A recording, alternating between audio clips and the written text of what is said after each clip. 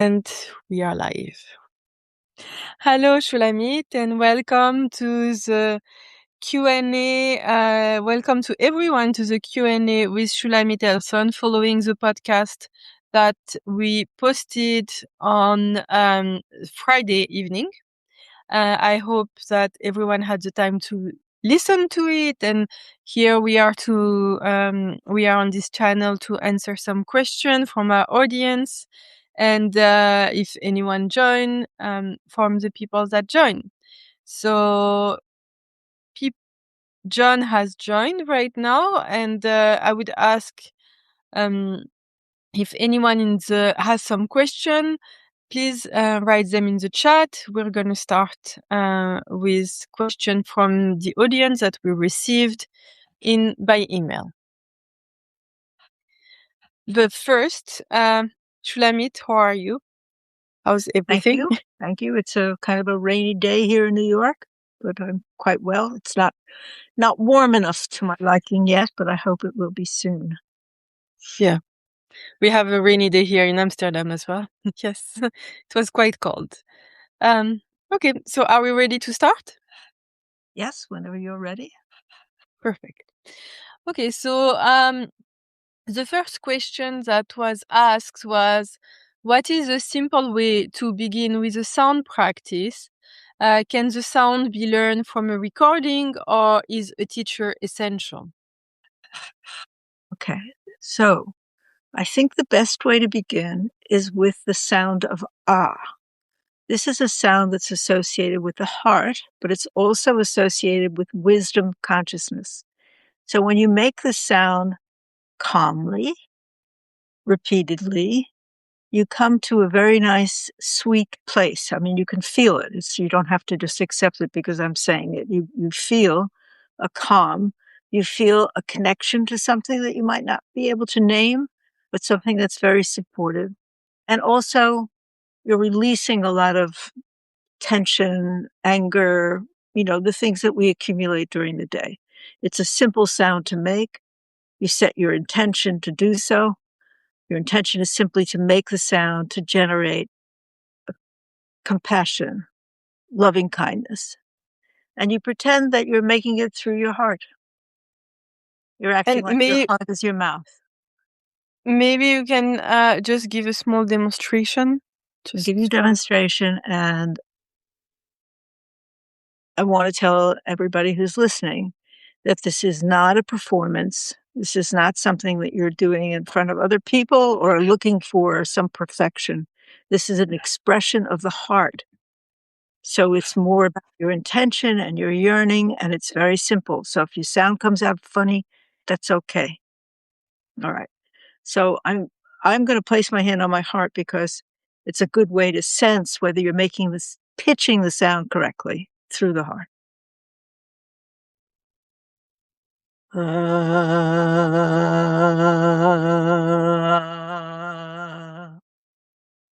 you're making the sound as long or as short as your breath lasts. The important thing is never to force, because that's counter what we're trying to do. We're trying to achieve a peaceful attitude, not a sense of competition with oneself where you're failing or doing well. So you just make it as long as you can. And I would suggest that you start simply with 3 sounds in the morning and 3 sounds at night, never straining, never rushing your breath, just doing it simply. And then as you begin to get more comfortable, let's say the following week, you can increase your sounds. Ideally, you do multiples of 3. Ideally, 18 sounds are great, but not strictly necessary.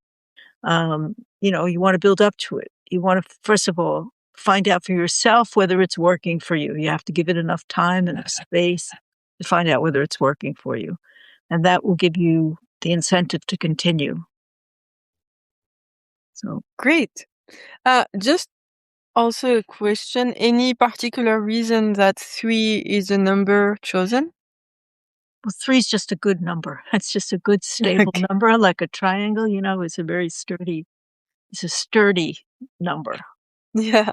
So when you make the sound, does the sound have to be really out loud, or can it be made in in a quiet voice?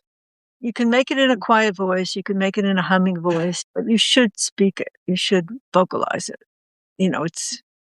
You can have a conversation with yourself in which you're not making any noise, but you're thinking about and the sound and maybe a gentle humming, but it's more productive to just say it. It can be soft.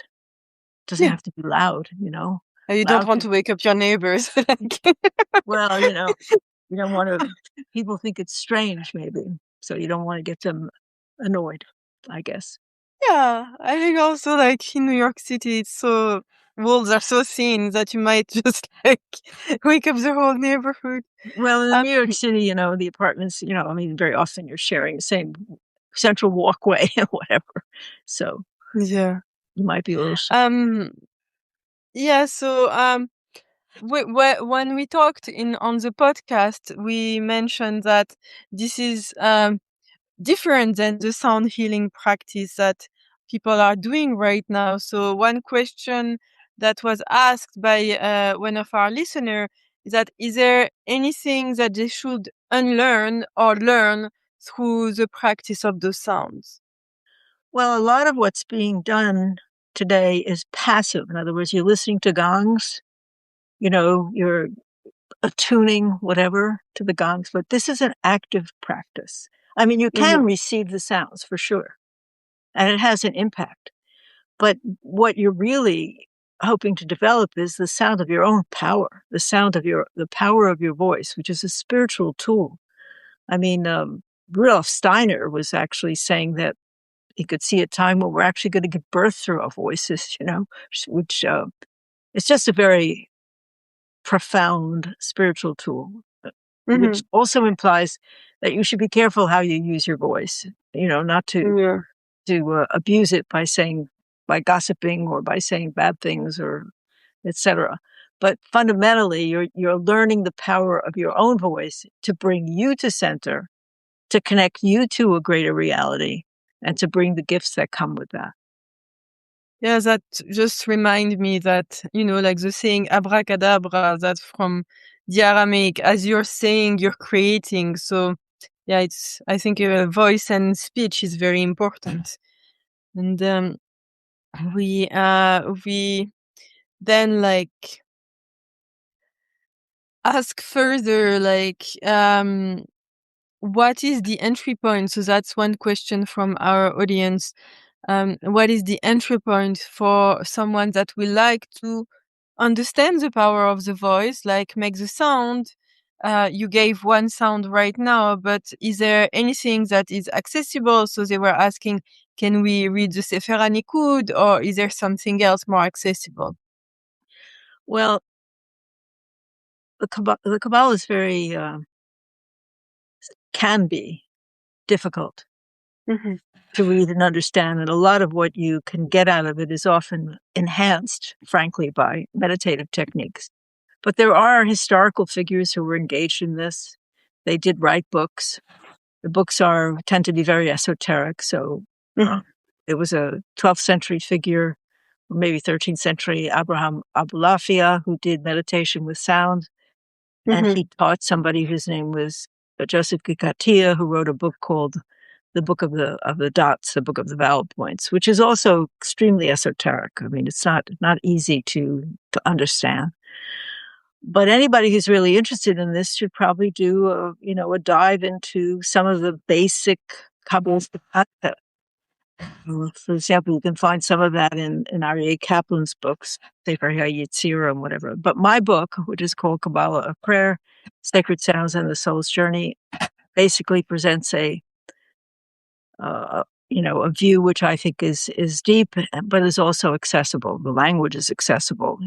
It's clearer to understand. So, I mean, those are my suggestions. And then, of course, meditation itself is an entry point, and it will. From that, you can decide whether, okay, is this something for me? Of course, people are different, and so what intrigues them or how they go about learning is also different. So some people keep themselves in the written material, in the citations of the great masters and so on, and then move on to the practice, and some do the practice and go the other way around. But don't neglect the practice, because it's very easy to, well, I shouldn't say it's easy, but, people are inundated today with quotations about great living and so forth, and it's just not enough. You have to embody practices. You have to embody these teachings if you're going to come to a place of center and calm, if you're going to be able to act with clarity when you're in a difficult situation. All of these skills are very important in the time that we're in now, which is confusing and upsetting to many people. So you want to come to center, and this is one technique to do it.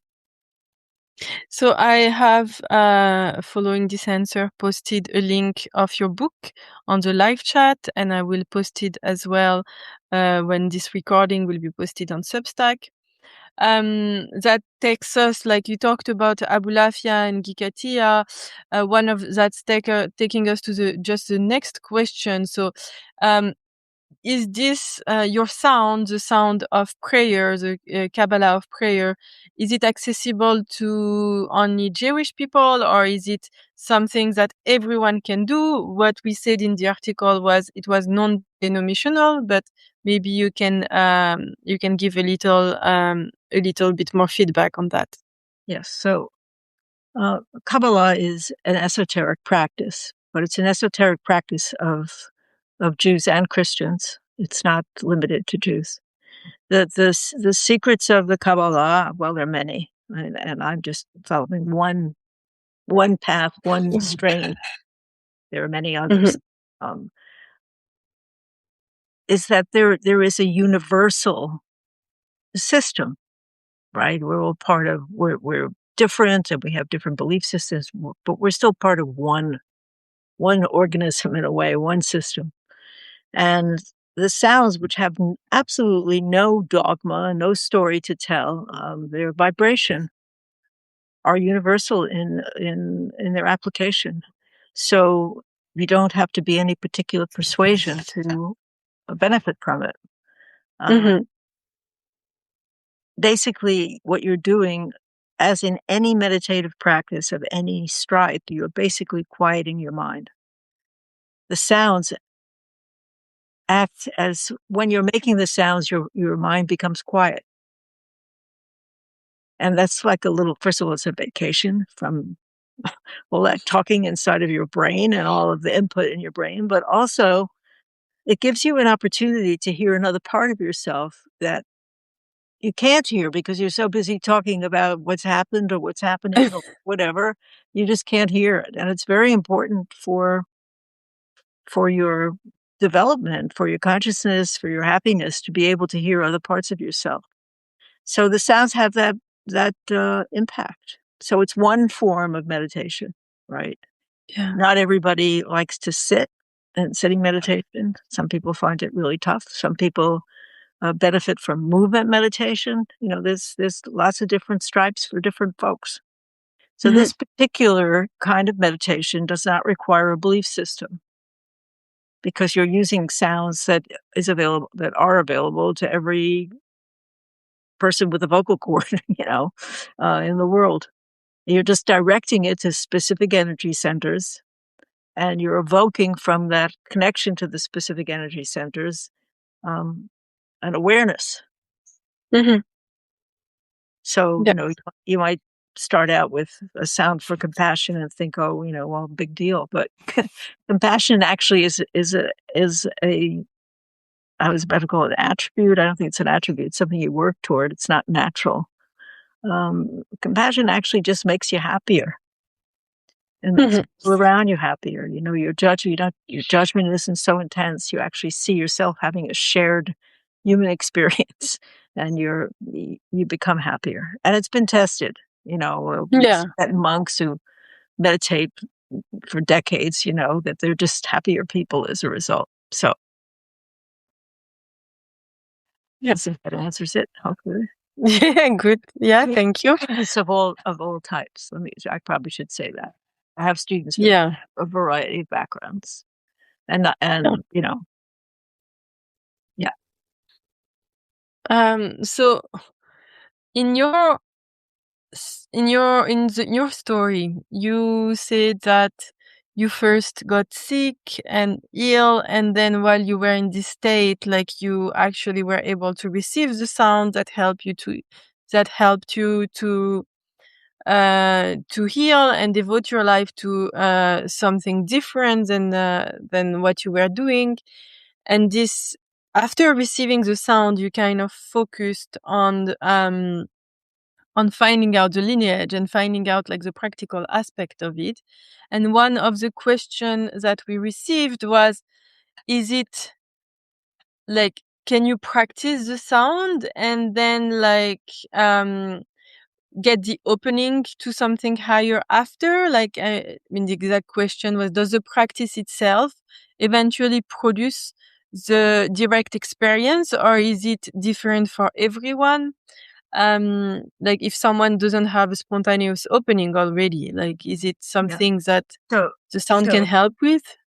so I have to uh, uh, correct your story a little bit. I did not, when I was ill, I did not have the sounds. Mhm. Yeah. I was just ill. Yeah. And I had a lot of questions about my life and how I wanted to live if I got better. So when I got better, I was sick. I had an illness that lasted 4 years, very serious illness. Um, when I got better, I began a search. Mhm. And that search eventually led me to the sounds, which took probably another 10 years before that happened. So it wasn't a spontaneous opening for me. Spontaneous opening might have been, I'm doing the way I'm living my life isn't working for me, or it's wrong, or it feels wrong, or a square peg in the round hole. I've got to find my path. So Mhm. it was more that it's like a sand in an oyster. It produces a pearl. But at the beginning, you have an irritation. That's what you have. Before you have the pearl, you have the irritation, and that's what I was feeling: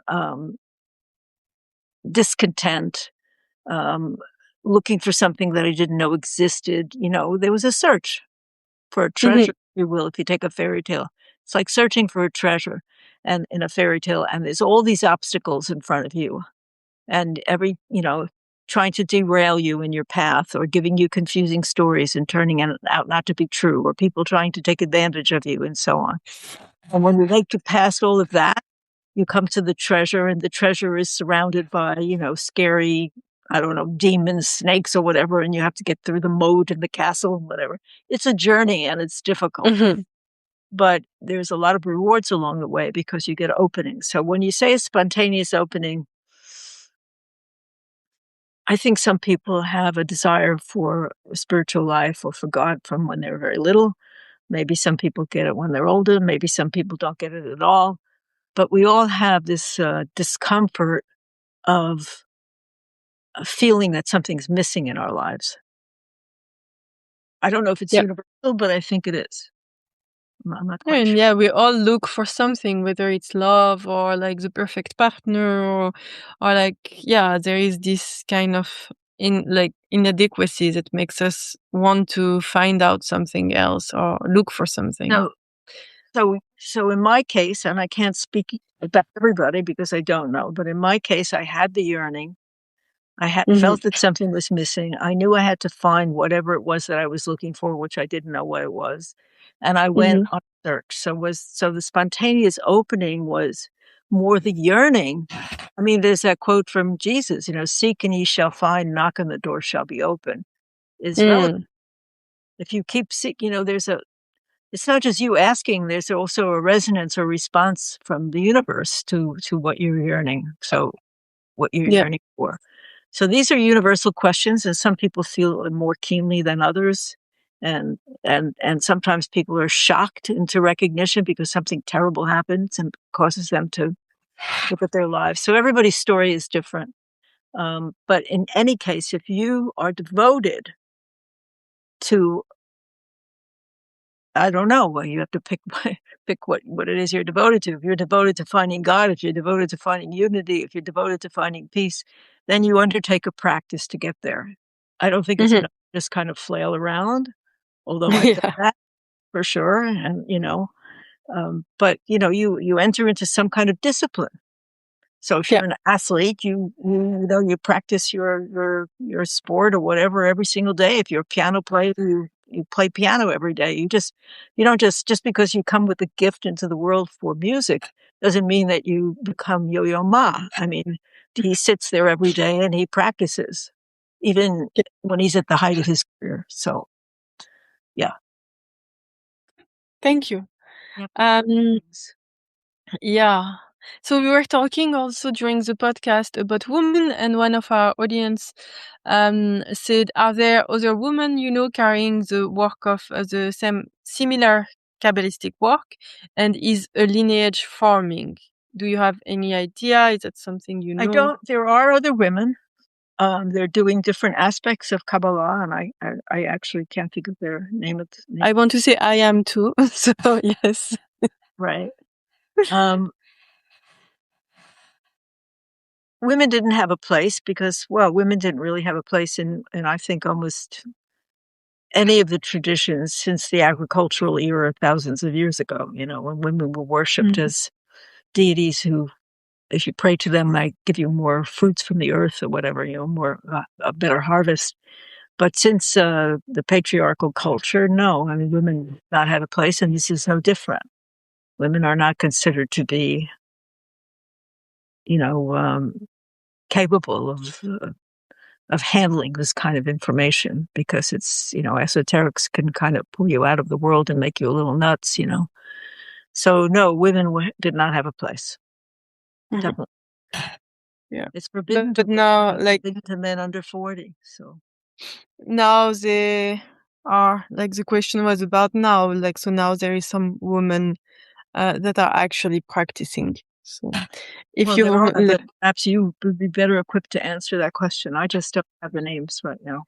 I mean, I just know of a few, but nothing to be able to form a lineage. But if there is some specific questions, they can be sent on Substack by messages or commenting, and we can send specific names. So if someone wants. Okay, so then I have two more questions, and we'll close. The second, the following question has been asked: what has been the hardest part of carrying this practice over 30 years? And is there something that you wish that you had told you yourself, like your 20-year-old self, if you were to look back today? So, well, of course, I don't know what would have happened if I had come across a great teacher or whatever when I was 20. But I think everybody has their own path, and mine, I'm kind of an iconoclast by nature and a bit feisty, and I think I have to find my own way and stumble in my way and search and fail and whatever. So in a sense, it was perfect. I mean, I didn't know what I was doing. I was trying to find answers. I was trying to find teachers. I was not successful. Not that there weren't and that there aren't teachers. There are. There are genuine teachers around. You have to look really hard to find them, but they do exist. And but that wasn't my path. My path was to struggle in my own way, fail, and the interesting thing looking back is that I had faith. And why do I say that? Because I just kept going. I mean, despite the obstacles, despite the rejection, despite the confusion as to whether I was out of my mind, because there was certainly other paths that seemed simpler and would have rewarded me, in the way that people get rewarded in this life with, whatever, prestige or, the external material rewards. So I asked those questions, but I kept going because I had faith, not because I say, oh, I have faith, but the proof was in the pudding. I just kept doing it. So. Good. Then we'll close with this last question. What's if there is someone who Wait, I'm just choosing between the question because there is so many, and I kind of like. Okay, so the last question, the closing question, is what do you not yet understand about your own practice? Well, there's lots that I don't understand. I think that, and maybe when you start out, you look for certainty and but the reality is that you don't know, and the more that you know, the more you don't know. I mean, life is mysterious and awesome and confusing and frightening and loving and fantastic. So it's all of those things, and so you keep going. I haven't reached a completion. There's always more that I would like to explore. So each door kind of you enter into a doorway, you spend some time in this room, and your consciousness changes a little, then you leave that and you go to the next room and so on. So no, and I think until you die, or maybe even after that, for all I know, you're on a journey. And it takes work and discipline and faith, and you hope you're going along the right path. But in my case, I would have to say that I've been rewarded. There's been great rewards from this path. And if if you want to pursue it, you have to do it in a disciplined way. Discipline over time is everything in any endeavor in life. And if you want to learn sound meditation where you're doing it yourself, there's a way to do that as well. And I would suggest you look at my book or contact me if you want to know more. Great. That's a perfect ending to this Q&A live. Just a quick look on the timing. We have 2 minutes. If there is any question from the audience, that they can enter in the chat.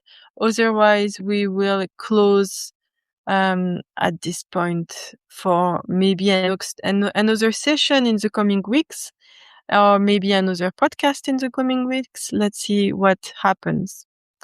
I don't think there is any question from our live audience. So let's just close the session here. Thank you so much, Shulamit, for being present. I would add your website and the link to your book. If anyone wants to understand more of your work, they can contact you directly. I want to thank all our audience and everyone that's been joining here live, and everyone that's been reading and downloading the podcast. We are very much grateful for your attention and your support. And the next episode of the podcast will come in the next 2 weeks, and will feature another hidden master, another Kabbalist, and yogic teacher. And then we will do the same content followed with some Q&A live. Thank you so much. Thank you so much, Shulamit, for your presence and your love. Yeah, thank you. Bye.